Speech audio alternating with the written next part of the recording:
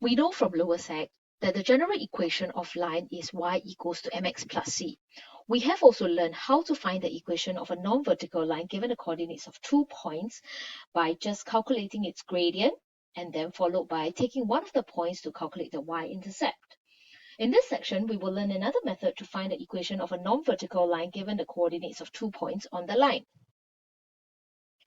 Given a non-vertical line AB in the diagram, if we have a point P on the same line, we know that if the we know that A, P, and B are collinear since they form a straight line, we will then also be able to conclude that the gradient of AP is the same as the gradient of AB. Substituting the values, the x and y coordinates of each of the points, we form this equation here, which states q minus y1 divided by p minus x1, which essentially is the coordinates of A, is actually equals to y2 minus y1 over x2 minus x1. If we multiply both sides of the equation by p minus x1, we will then derive to this equation. And from this equation here, we know that y2 minus y1 over x2 minus x1 essentially is the gradient of AB. We can replace it with m, and this is the general equation of finding your equation of straight line. In other words, the equation of a straight line passing through the point A can also be found or expressed by this general form here. So y minus y1 equals to gradient times x minus x1.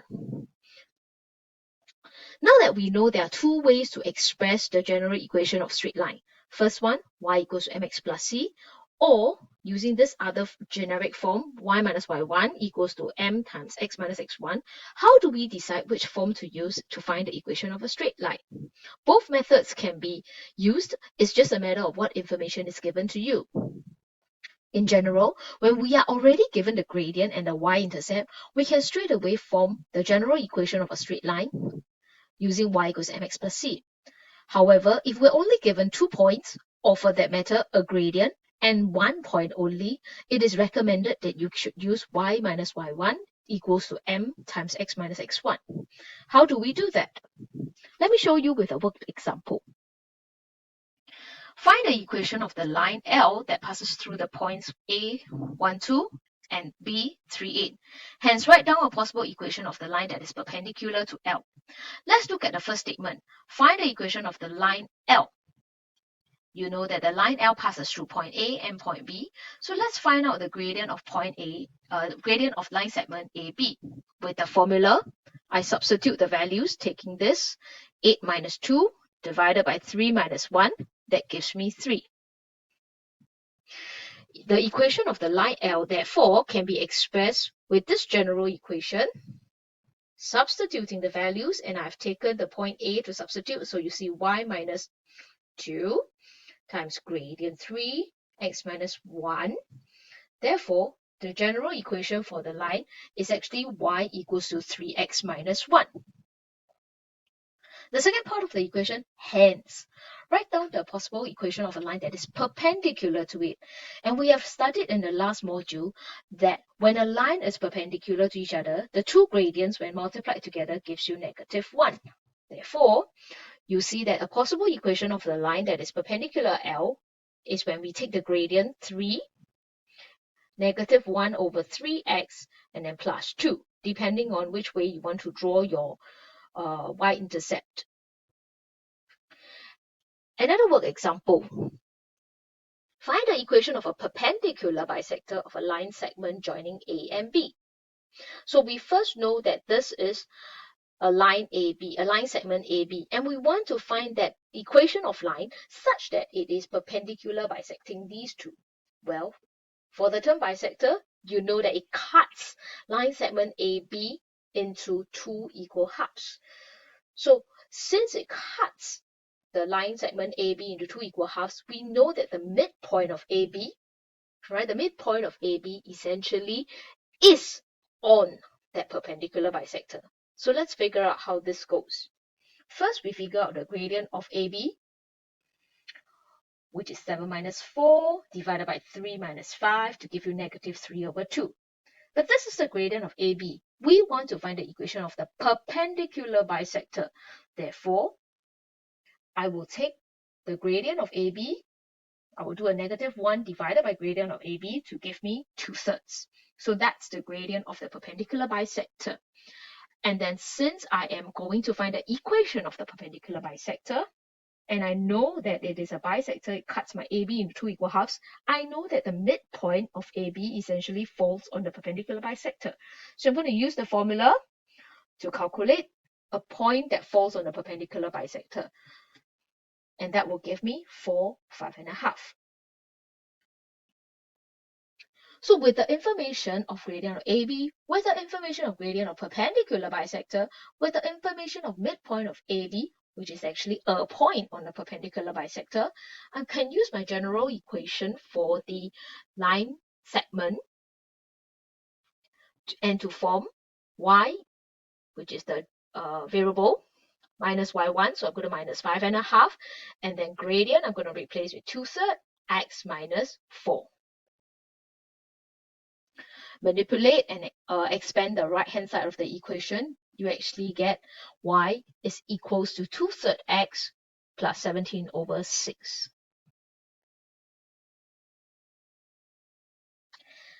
The first two examples that are shown so far are very basic. More often than not, you see word problems coming into the picture.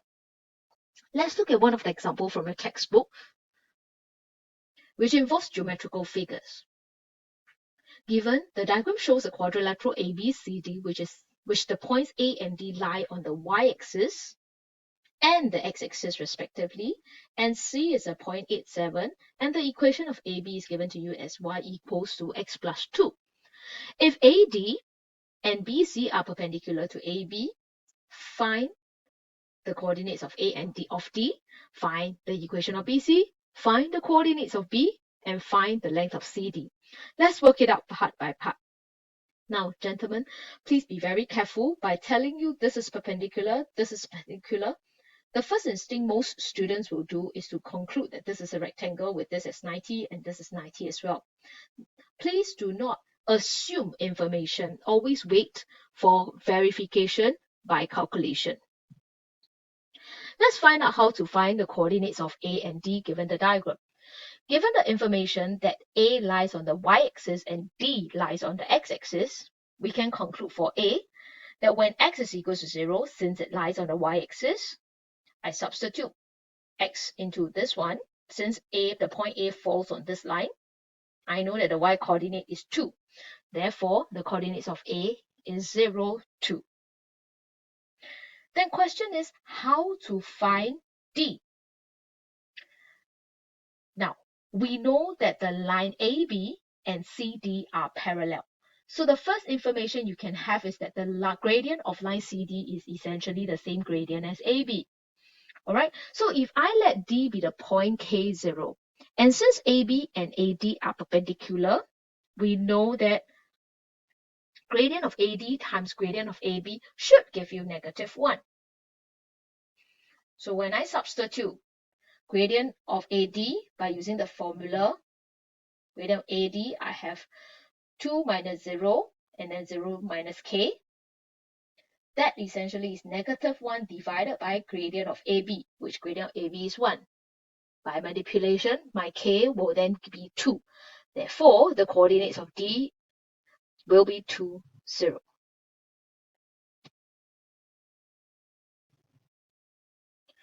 Now that you have coordinates of A, D, C, you also have the equation of y equals to x plus 2. Let's look at part 2 of the equation where they ask you to find the equation of BC. BC is this line. You do not have the coordinates of B. However, we know that this is 90 degree. This is also 90 degree. The gradient of BC and the gradient of AD is essentially the same. So to calculate the gradient of AD, we have calculated it just now to conclude that since my gradient of AB is 1, my gradient of AD will be -1 because of perpendicular. We can then use the generic formula y minus y1 equals to m times x minus x1. Because I'm finding the equation of BC, And since I have the point C, I'm going to replace the y1 and the x1 with the values 8, 7 from coordinate C. And that leaves me with the generic equation, or rather the equation of BC as y equals to negative x plus 15.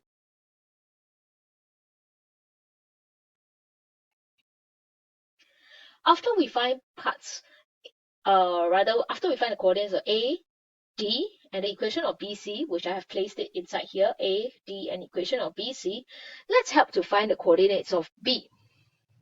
Coordinates of B sit on the equation BC. Coordinates of B also sit on the equation AB. So you can use either one of it to actually solve. Now, if you look at this, we know that it is a common point that sits on this equation as well as this equation. So I equate, since y equals x plus 2, y is also equals to negative x plus 15. That's why I put the y equals to y together. And by solving, I actually get my x equals to 6.5. Then since my x is equal to 6.5, I know the x coordinate already. I just replace it in one of the equation.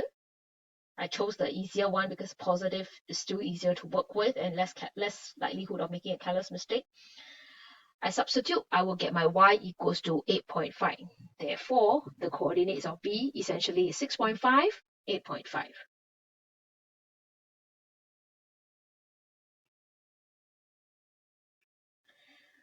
And last part of the equation, last part of the question, they want you to find the length of CD. All the information that I found in parts 1 to 3 of the question, I put them in. Right, they want me to find the length of CD. So the length of CD, essentially, we can use our formula. For those of you who actually forgot about the formula, knowing that you can draw down this rise will be 7, while this run will be 6. That's one way you can go about it. Otherwise, formula, all right, your 6 in the run, 7 in the rise, right? You can calculate, and that gives you 9.22 in 3 significant figures. So this brings me to the end of equation of line. Remember, there are two ways to, or rather two general forms of equation of straight line. You can either use y equals to mx plus c, or you can use y minus y1 equals to m, which is the gradient, times x minus x1. Depending on what information is given to you in the question, which is easier for you, both methods are acceptable.